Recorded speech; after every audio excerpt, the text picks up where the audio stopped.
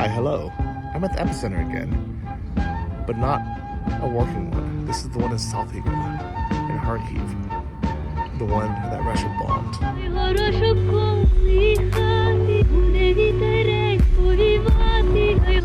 Good morning, guys. I'm in the city center of Kharkiv, but today I'm gonna go with Stanislav and Patrick over to the Epicenter, as well as a couple of other sites that Russia has bombed in the last few months, just this summer. Let's take a look.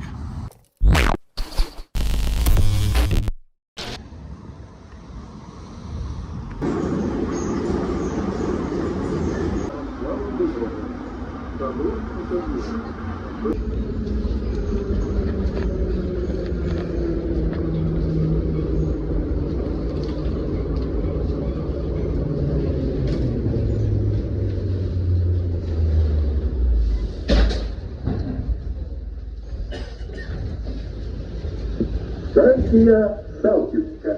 Кінцева станція. Шановні пасажири,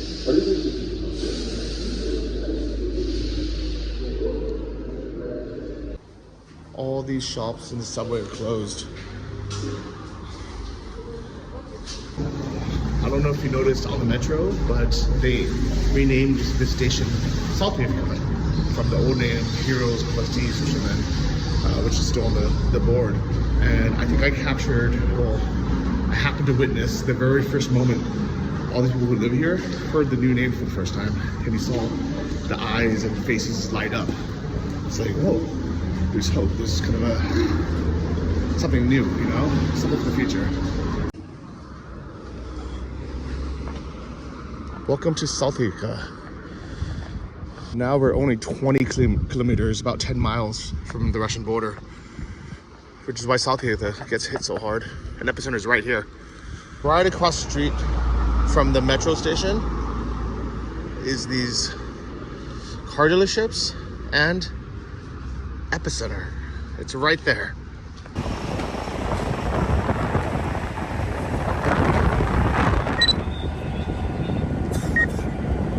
It's so close. You can see it's the blue and white building right there. The saddest part about the bombing of this hypermarket is not just the fact that lives are lost, property was damaged.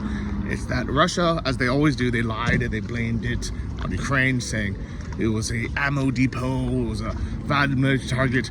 Look at the aerial photos. There's all these warehouses nearby. Well, today I'm going to show you what the warehouses are that are nearby. That is the metro station. This right here is one of the warehouses that they said was an ammo depot. And you can see it's a car service center and a place to sell funeral flowers, ironically. And thousands, if not tens of thousands of people will walk by this every day. So if this was an ammo depot, people would know. Unfortunately, a lot of these businesses are closed because of the damage. But you can already see the Epicenter right here. We're gonna go around the fence. You can inspect it a little bit closer, but this warehouse that was next door is actually a garden center. This one I was growing up.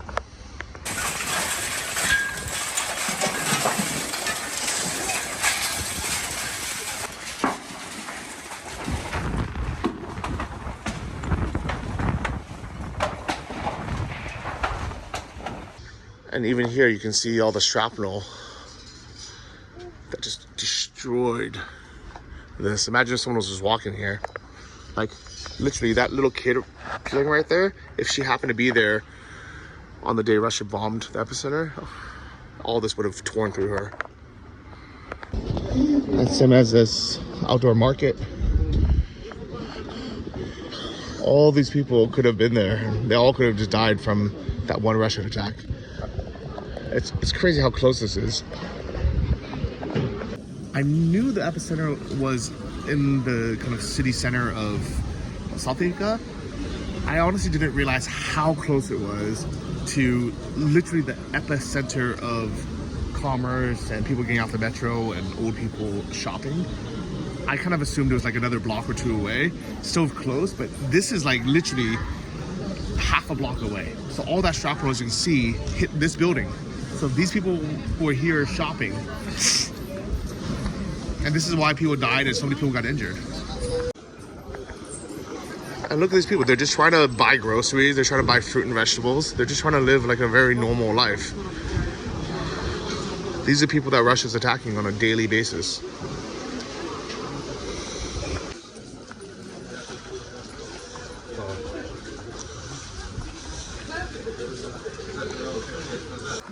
And just around the corner from this are these warehouses that are supposedly ammo depots. This one is a alterations shop. Sewing, you can get everything altered for your wedding. This is a place that sells flooring, or samples for it at least. And this is the epicenter right here. Here on the left, people live in those buildings. People are walking their kids. This is a supermarket called Fozzie. It's Daffy. Actually, used to come here all the time. It's a mall. And here's the epicenter. This is the epicenter that got blown up. Right in the middle of the city center, guys. Ammo depot or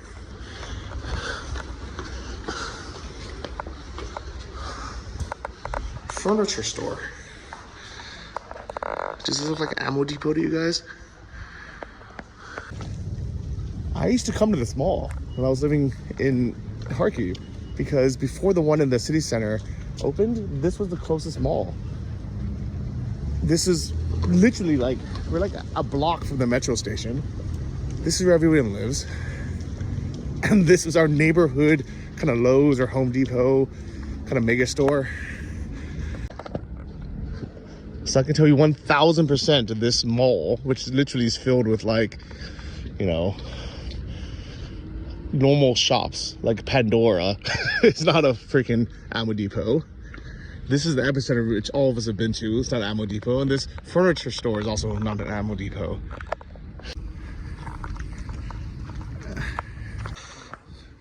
He was saying that this is where he bought his fridge and his TV.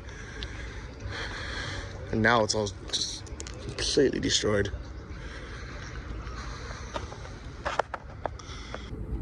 I'm sure all of you remember the news clips where this was on fire after the Russian rocket attack. They were still trying to count how many people were injured from this. And you can see how and why. I mean, luckily, the epicenters are normally not that full. But this could have been a catastrophe. If the rocket hit just literally like the next building over, and it's a shopping mall, that is always full. That would have been catastrophic. This is one of the warehouses that people said was the ammo depot, but I know for a fact this was a garden center, and this was working at the time because there's footage. They came on Saturday afternoon. 2 bombs slamming into this hardware hypermarket in Kharkiv. When the smoke cleared, this was what was left, along with dozens of injured, some dead. The Ukrainian president called it an obvious civilian objective. The owner of a neighbouring store said it was full at the time of the attack. It was Saturday, lunchtime, and the gardening season. So there were lots of people, many cars with the elderly and children in the parking lot. While they were going in. And you can see this straight through this thing. Stanislav, show it. Був гіпермаркет Epicenter. But this part is a garden center Yes. for like what they sell, the flour. Yes, flower. But Russia says this is an ammo depot. Russia say bullshit. Fucking crazy. Maybe this one is ammo depot. Yeah, this one. This one is ammo depot. Daffy ammo depot. Yeah. We'll go in there. I'll show you guys what it is. Hockey club.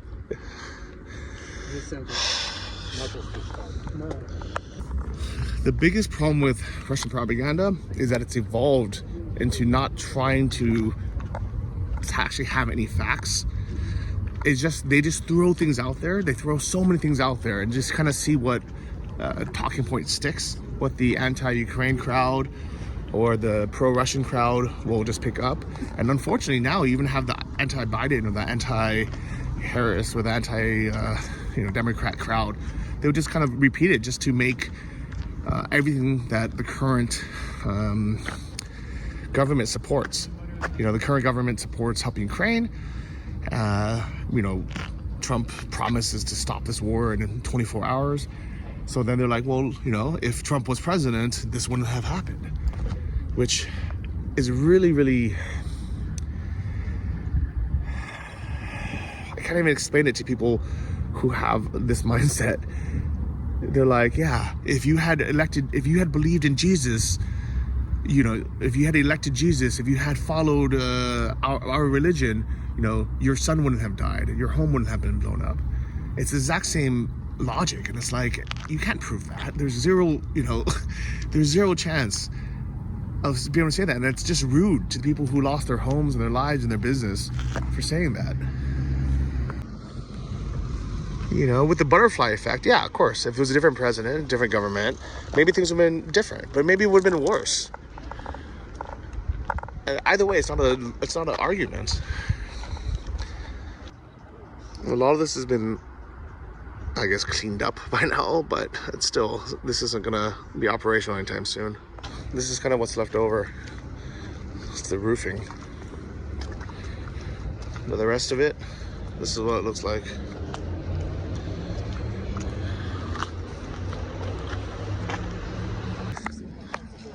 So I wish I had a better zoom on this, but all these buildings even got their windows blown out. These are just people's homes right across the street.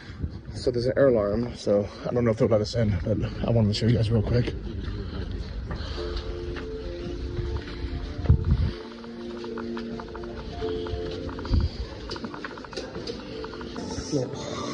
So, literally like any other mall you've ever been to. And a supermarket as well. Like, look at this. Someone could be buying their wedding ring. Someone could be buying jewelry, shopping, bodybuilding. And it's a full-on supermarket. This is the Daphne. The Fozzie, I mean, inside the Daphne.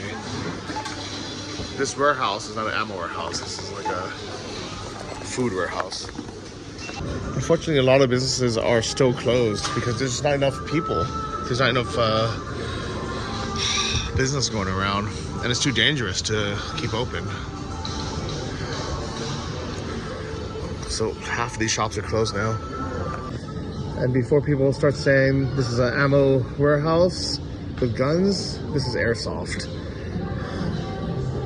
And yeah, they sell a couple random items, but it's not enough to warrant blowing up an entire building for. What are you gonna do? Someone will knife you? Or iPhone you to death. This little kid is a training Ukrainian warrior, and these pets need to all get obliterated as well. Stanislav was saying this is a really popular restaurant before the war, but why is it closed now? War. There's no people. Russia. Even this ice cream shop is closed.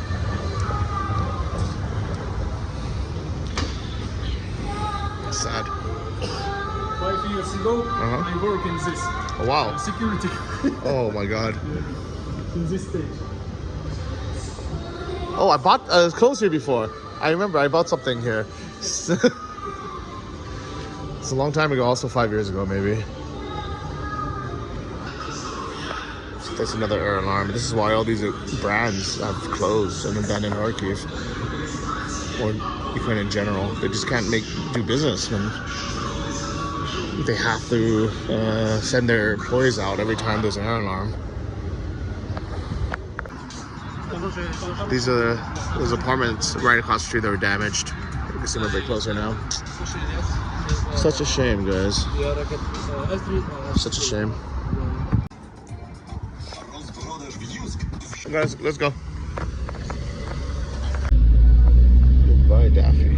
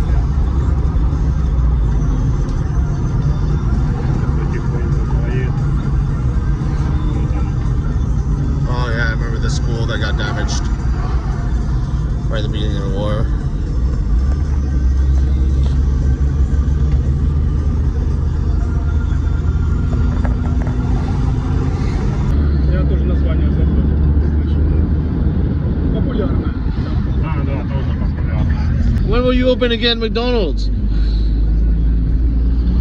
Там такие цены, что не все откроют, никто таких не будет, кроме вас.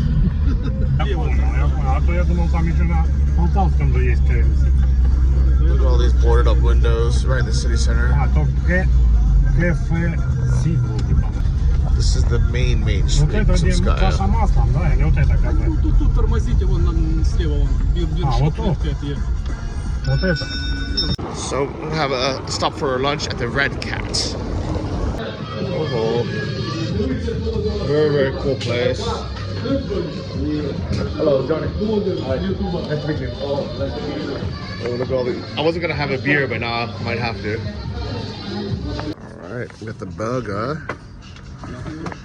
We got some potatoes, borscht, the sausage, and good company. Cheers, guys. Good morning. Слава Україні. Hello, Slava. Stanislav, so you were here in May? In May? Є. В маї кожен день у нас були ракети. Every day there was Yes, a every rocket. day, all day. Всі 300, Oh my god. плюс 300. It's scary, yeah? Є. Скорее. Неизвестно, куда прилетит. It was really stressful. Yeah. У нас війна, а ми міцнімо. Це Харків, це Україна. Kharkiv is part of Ukraine. Kharkiv is Ukraine. What? Like, not so many people left Kharkiv, even when Russia was like trying to invade. Why? No, много людей приїхали з Харкова, коли підрости прийшли. Так, а є люди, котрі повернулись, і є люди, котрі з Донецької, Луганської області приїхали в Харків, переселенці. And then like a lot of people from Donetsk and Luhansk ended up Came coming here. So you think these people are just kind of so strong that they're like, okay, you know what? If Russia tries again, screw them. Like, I'm staying. I'm tired of moving. Like, why did people not leave a few months ago? Зачем много людей не уехали 2 месяца назад? Потому что они... Не страшно. Yeah. But why they not leave? Потому что дома. Им не Because they're страшно, home. потому что Yeah. они дома. There's nowhere to go, no homes.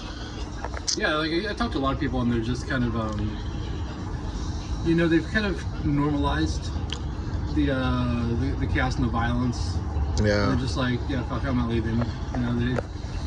It's the spirit of people here. It's really amazing. It's strong, they're like, I'm not gonna let fear control my life. I like that. In Kharkiv 1 year. Wow. Yeah, I would say that's the one big difference between people I've met in Kharkiv, and one of the reasons why I like being here.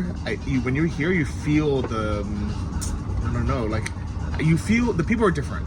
The people here mostly, first off, they've been through a lot more than people that live in Kyiv, especially the people that live in the West. So they've really experienced war. They've all experienced some kind of loss, a family member in their home. And you have a lot of people who have moved here from places like Mariupol or Donetsk that Russia completely blew up. So when they're here and they're like, you know what, I'm tired of moving. I'm stronger than this. I will stay until the last possible moment, and they're here. So this is to the brave people of Kharkiv. Kharkiv Ludi, Sama Luchi. Kharkiv.